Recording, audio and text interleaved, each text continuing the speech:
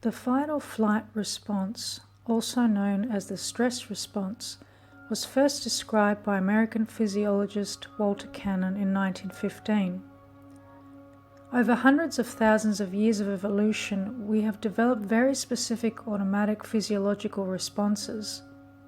These responses are regulated by the human autonomic nervous system.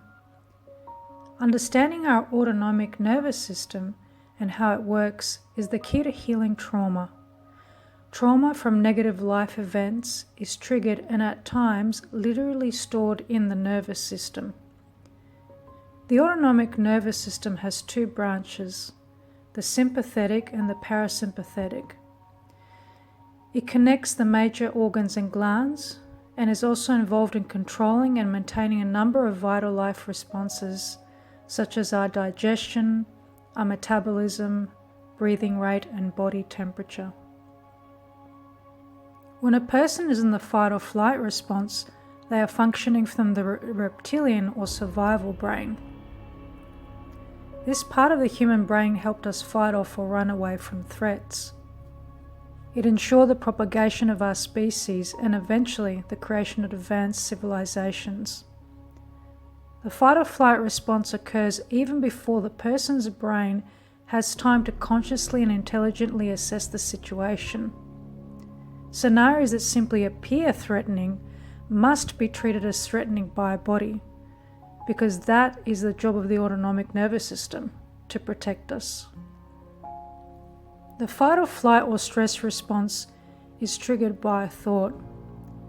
Thoughts cause neurochemicals to be released into the body, such as adrenaline, which elevates our heart rate and blood pressure, and cortisol, the primary stress hormone that increases sugars or glucose in the bloodstream and the availability of substances that repair tissues.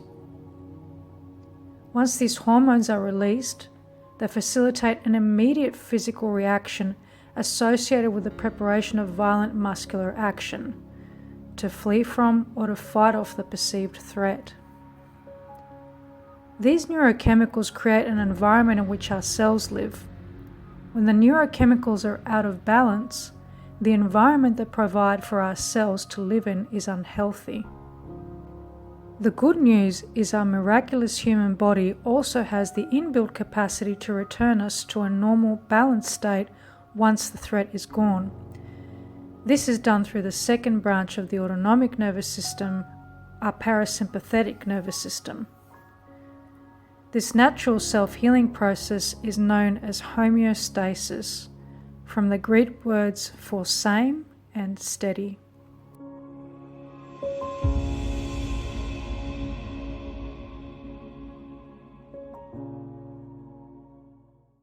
In modern society, many of the significant stresses we encounter trigger the full activation of our fight or flight response.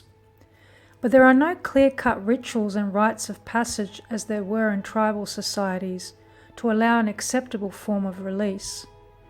Things like social norms mean we can't react in ways that come naturally to us.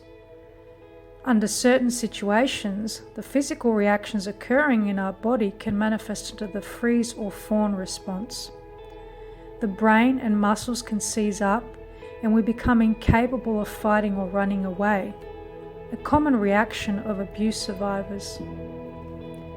This prolonged exposure to stress is linking up with serious mental and physical disease. Think of an untimed pressure cooker that is bubbling away with a lid on under the surface. And if left unattended, it will eventually explode. Just a few of these health impacts may include heart disease and stroke due to accelerated heart rate and blood pressure, post-traumatic stress disorder and anxiety through the regular release of hormones such as cortisol and noradrenaline into the bloodstream, and depression, suicidality, and much more. Understanding this biological response, even at a basic level, gives us our power back. Learning day-to-day stress management skills is so incredibly vital before it accumulates and disrupts the gentle balance of our system. No healing can occur in a fight or flight response or a stressful state. We are always on a continuum of healing and trauma. Under stress, decision-making is impaired. A life lived in the fight or flight response is an impediment to our growth and evolution. We urgently need greater awareness in stress management and emotional regulation from an early age in schools and into adulthood.